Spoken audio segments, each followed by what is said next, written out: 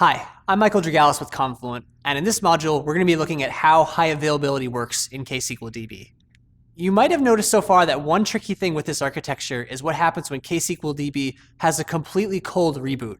It plays in these change logs, which can be made fast, but it's not immediate. There will be some downtime while a server recovers. What you really want is high availability. If you have a query and you have many servers and you lose a few, you want the remaining nodes to be able to continue to serve queries uninterrupted. You can do this by adding more servers and configuring them with high availability. Here I have two servers, A and B, and you'll notice that A has a replica of B and B has a replica of A, which is what the R indicates. This is going to depict a stateful operation where I'm reading data from a stream. Let's follow what happens as the data comes in. I have sensor 2 with a reading of 64, and just as before, it's doing a stateful operation. The data moves into the changelog, as usual.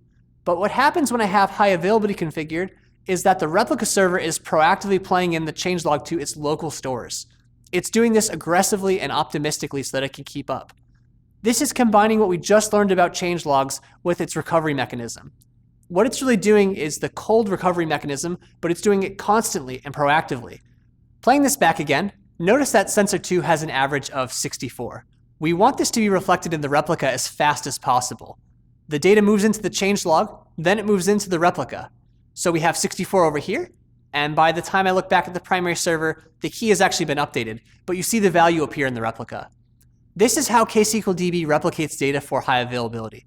It's elegant because it's easy to understand and it builds on concepts that it already has, and it's able to be made very efficient.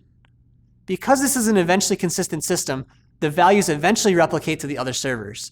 But you are able to bound the staleness of pull queries against replica servers. So imagine if I stop the animation and I have a slightly stale value, I can instruct KSQLDB to fail any request to the replica when its staleness is beyond a point that's just too much.